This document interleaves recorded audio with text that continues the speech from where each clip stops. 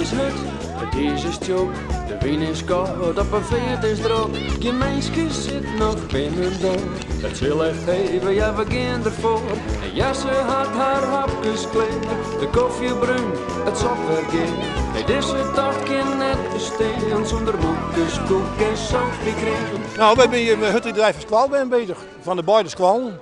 En dat gaat geweldig. En we hebben hier gefaseerd in groepen omdat we te min is hebben. Dus net alles daar gelijk. En dat gaat geweldig. Schitterend waar en een mooie baan dan.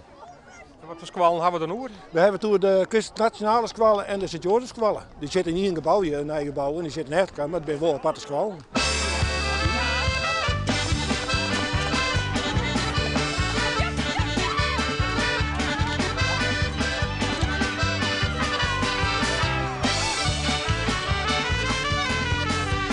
Hoe gaat het? Goed. Ja? Ja. De eerste? Nou, dat net. Nee. Wat is die tactiek? Wat zegt? Wat is die tactiek? Hoe pak ze het doen? Nou, om het snelste te gaan. Of zo.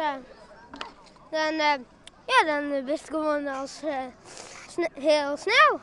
Is je waar Masto? Nou, hoe heet er ook alweer? Otto Friesma. Ja. En dat is een goede concurrent? Nou, hij heeft wel een paar keer van mij gewonnen.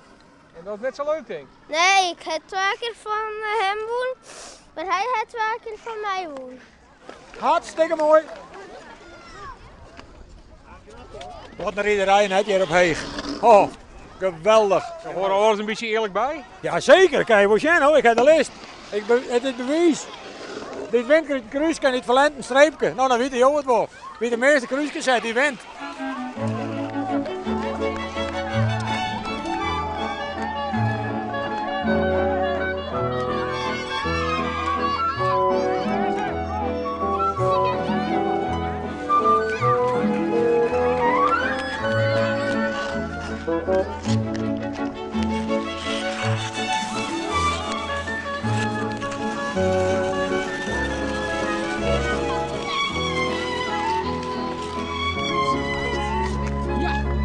Hier.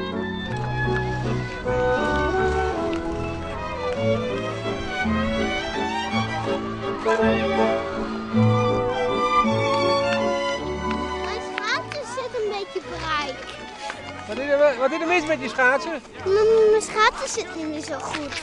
Maar ik had 1 keer gewonnen en 2 keer verloren. Ach, het maakt niks uit of je hebt gewonnen of verloren.